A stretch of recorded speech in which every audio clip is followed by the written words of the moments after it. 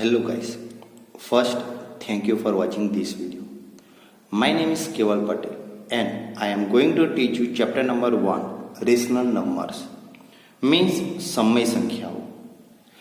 અત્યાર સુધી મેથ્સમાં આપણે જે પણ સંખ્યાઓનો ઉપયોગ કર્યો તે બીજું કાંઈ નહીં પણ સંખ્યાઓના વિવિધ સ્વરૂપો છે જે તમે અગાઉના ધોરણમાં પણ શીખીને આવ્યા છો. આપણે આ ચેપ્ટરમાં જરૂરી એવા 4 સંખ્યાઓના વિવિધ સ્વરૂપો વિશે માહિતી પ્રાપ્ત કરીશું. એમાંથી સૌપ્રથમ છે પ્રાકૃતિક સંખ્યાઓ એટલે કે નેચરલ નંબર્સ.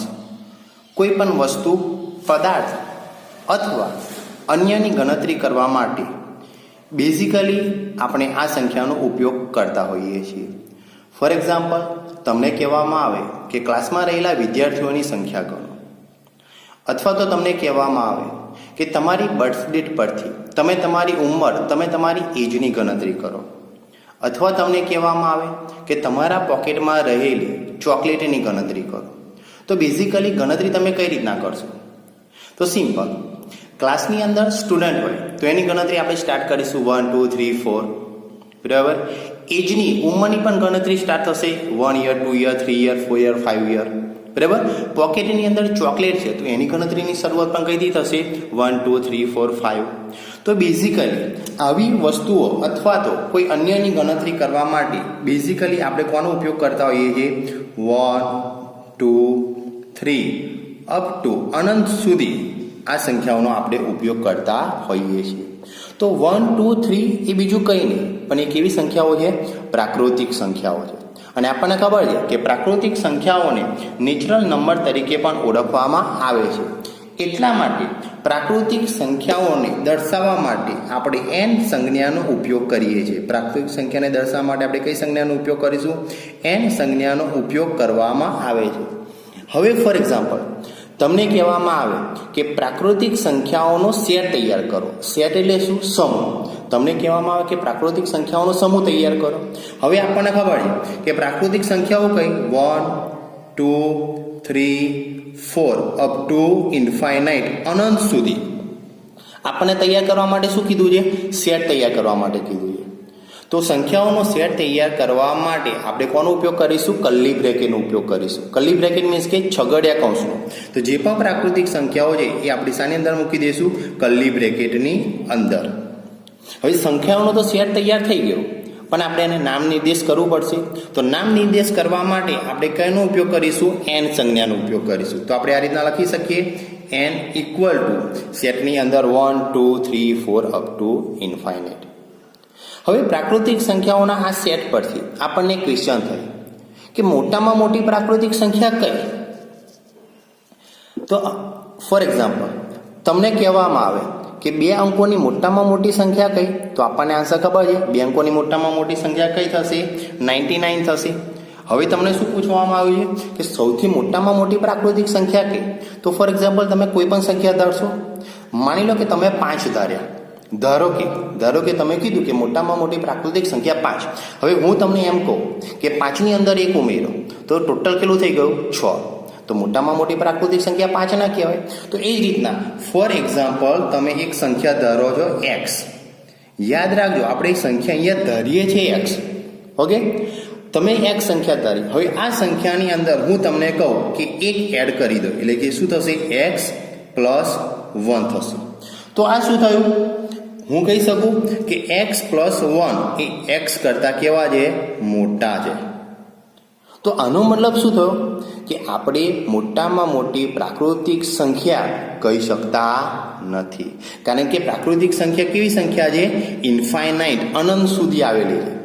આપણે મોટામાં મોટી પ્રાકૃતિક સંખ્યા કહી શકીશું નહીં.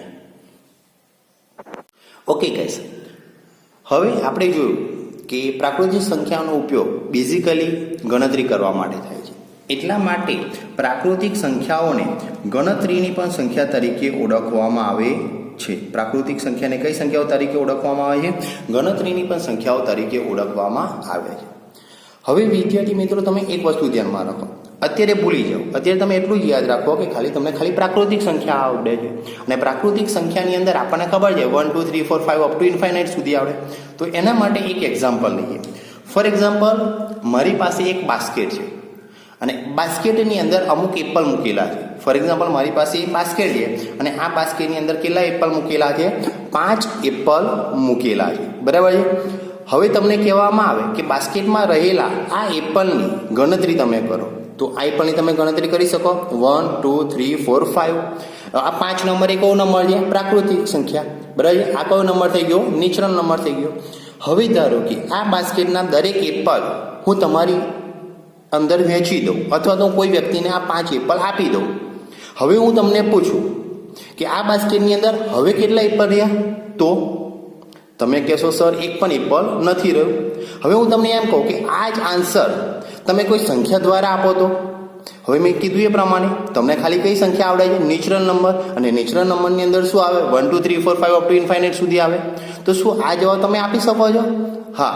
તમે કહેશો કે સર બાસ્કેટની અંદર 0 એપલ એટલે કે 0 સફરજન રહેલા છે. પણ યાદ રાખજો ગાઈસ કે 0 એ પ્રાકૃતિક સંખ્યાની અંદર સમાવેશ કરવામાં આવતો નથી. તો હવે શું કરવું? તો એક વસ્તુ યાદ રાખજો કે 0 ને શાની અંદર ઇન્ક્લુડ કરી દઈએ? પ્રાકૃતિક સંખ્યાની અંદર. ઇન્ક્લુડ એટલે શું? ઉમેરવું. 0 સંખ્યાને આપણે શાની અંદર ઇન્ક્લુડ કરી દઈએ? 0 પ્લસ નેચરલ નંબર. તો એ કઈ સંખ્યા થઈ જશે? પૂર્ણ સંખ્યાઓ. અને પૂર્ણ સંખ્યાઓને શાના તરીકે ઓળખવામાં આવે છે? હોલ નંબર તરીકે ઓળખવામાં આવે છે. તો પૂર્ણ સંખ્યાઓનો સેટ તૈયાર કરવામાં આવે તો પૂર્ણ સંખ્યાઓનો સેટ કઈ રીતના તૈયાર થશે? 0 1 2 3 4 5 અપ ટુ ઇન્ફાઇનાઇટ સુધી સેટ તૈયાર કરવો છે. તો કર્લી બ્રેકેટનો ઉપયોગ કરો અને પૂર્ણાંક સંખ્યાઓને હોલ નંબર તરીકે ઓળખવામાં આવે છે. એટલા માટે પૂર્ણાંક સંખ્યાઓની સંજ્ઞા કઈ આવશે? Whole number. તો આ જે સેટ તૈયાર થયો એ સેટ કઈ સંખ્યાનો તૈયાર થયો? પૂર્ણાંક સંખ્યાઓનો સેટ તૈયાર થયો. ચલો અહીંયા સુધી ખબર પડી? ઓકે. હવે તમે અગાઉના ધોરણની અંદર સંખ્યા રેખા પણ શીખી ગયા છો. ફોર એક્ઝામ્પલ એ જ સંખ્યા રેખાનો આપણે અહીંયા ઉપયોગ કરીએ. ફોર એક્ઝામ્પલ અહીંયા લખીએ 0 1 2 3 4 5 6 અપ ટુ કઈ સુધી આવશે? ઇન્ફાઇનાઇટ સુધી. હવે તમને કહેવામાં આવે કે 5 -3 કરો. તમને શું કહેવામાં આવ્યું? 5 -3 કરો. તો 5 -3 ઇઝ ઇક્વલ ટુ કેટલા થશે? 2 થશે. તો 2 એ હોલ નંબર છે? 2 એ પૂર્ણ સંખ્યા છે? હા. તો 2 એ પૂર્ણ સંખ્યા છે. તમને એમ કહેવામાં આવે કે 6 -2 કરો. ઓકે. તો અહીંયા આપણે કરીએ 6 -2. આન્સર કેટલો આવશે? 4. તો 4 એ પૂર્ણ સંખ્યા છે? હા, 4 એ પૂર્ણ સંખ્યા છે. હવે તમને કહેવામાં આવે કે 1 -4 કરો. તમને શું કહેવામાં આવ્યું? 1 -4 કરો. તો 1 -4 ઇઝ ઇક્વલ ટુ આન્સર કેટલો આવશે? -3. હવે આ -3 હોલ નંબર એટલે પૂર્ણાંક સંખ્યાઓની કોઈ સંખ્યા છે? ના. માઇનસ એટલે ઋણ સંખ્યાઓ. તો યાદ રાખજો ગાઈસ કે ઋણ સંખ્યાઓ પૂર્ણ સંખ્યાઓની અંદર સમાવેશ કરી શકાતી નથી. ઓકે ગાઈસ, જે રીતના 1 2 3 4 અપ ટુ ઇન્ફાઇનાઇટ ધન સંખ્યાઓ છે એ જ રીતના -1 -2 -3 -4 અપ ટુ ઇન્ફાઇનાઇટ એ બધી સંખ્યાઓ પણ કેવી સંખ્યાઓ છે? ઋણ સંખ્યાઓ. જો ઋણ સંખ્યાઓને પૂર્ણ સંખ્યાની અંદર એટલે કે હોલ નંબરની અંદર ઉમેરવામાં આવે તો એ બધી સંખ્યાઓને કેવી સંખ્યાઓ તરીકે ઓળખવામાં આવે છે? પૂર્ણાંક સંખ્યાઓ તરીકે ઓળખવામાં આવે છે. પૂર્ણાંક સંખ્યાઓને તમે ઇન્ટીજર નંબર તરીકે પણ ઓળખી શકો છો. એટલા માટે પૂર્ણાંક સંખ્યાઓને દર્શાવવા માટે કઈ સંજ્ઞાનો ઉપયોગ કરવામાં આવે છે? આઈ સંજ્ઞાનો પણ ઉપયોગ કરવામાં આવે છે. જો પૂર્ણાંક સંખ્યાઓને દર્શાવવા માટે તમારે આઈ સંજ્ઞાનો ઉપયોગ ન કરવો હોય તો પૂર્ણાંક સંખ્યાઓને દર્શાવવા માટે બીજી પણ સંખ્યા છે. કઈ સંખ્યા? ઝેડ. તમે પૂર્ણાંક સંખ્યાઓને ઝેડ સંખ્યા વડે પણ દર્શાવી શકો છો. શા માટે ઝેડ સંખ્યા? કારણ કે જર્મનની અંદર એક શબ્દ છે જેહલીન. ઓકે. આ શબ્દનો ગુજરાતીની અંદર અર્થ થાય છે સંખ્યા. એટલા માટે તમે એને ઝેડ વડે પણ દર્શાવી શકો છો. હવે આપણે પૂર્ણાંક સંખ્યાઓનો સેટ તૈયાર કરીએ. તો આપણે લખી શકીએ z is equal to 0 1 2 3 up to કઈ સુધી? ઇન્ફાઇનાઇટ સુધી. જીરોની જમણી બાજુ બધી કેવી સંખ્યા આવશે? ધન સંખ્યા. અને જીરોની ડાબી બાજુ બધી કેવી સંખ્યા આવશે? ઋણ સંખ્યા. -1, -2, -3 અપ ટુ કઈ સુધી? ઇન્ફાઇનાઇટ સુધી. તો આ જે સેટ તૈયાર કર્યો એ કઈ સેટ તૈયાર કર્યો? પૂર્ણાંક સંખ્યાઓ.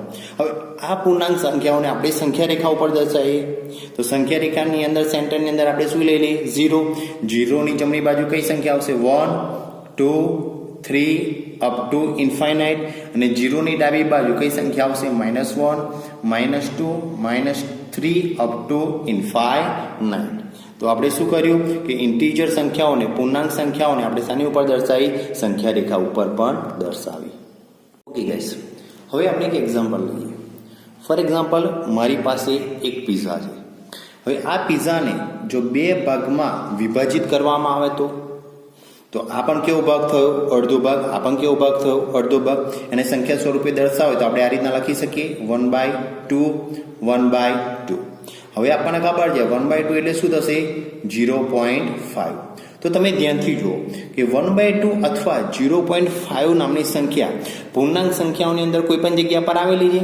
તો ના, આ પૂર્ણાંક સંખ્યાની અંદર 1/2, 0.5 જેવી સંખ્યાઓનો સમાવેશ થતો નથી. તો આ બધી સંખ્યાઓનો સમાવેશ કઈ સંખ્યામાં કરવામાં આવે છે?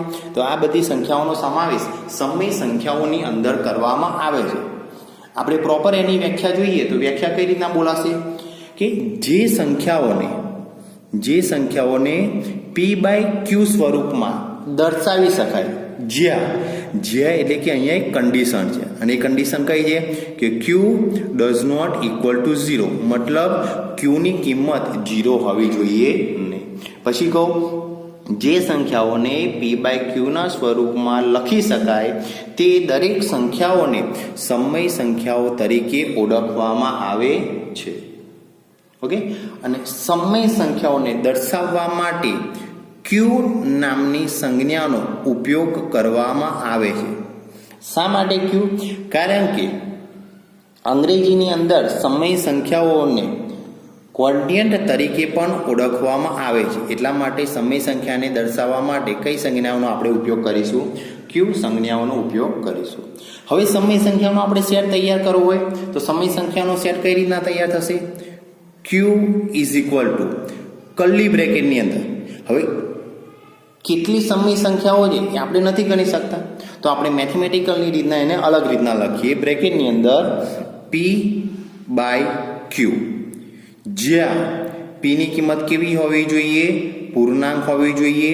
q ની કિંમત પણ કેવી હોવી જોઈએ? પૂર્ણાંક હોવી જોઈએ. અને શરત કઈ કે q ની કિંમત 0 હોવી જોઈએ નહીં. અથવા તો તમે એને આ રીતે પણ લખી શકો p/q, p ની કિંમત અને q ની કિંમત કઈ હોવી જોઈએ? પૂર્ણાંક. અને q does not equal to 0. તો આ બધી સંખ્યાઓને કેવી સંખ્યાઓ તરીકે ઓળખવામાં આવે છે? સમય સંખ્યાઓ તરીકે ઓળખવામાં આવે છે. હવે ધ્યાન આપો 1/2.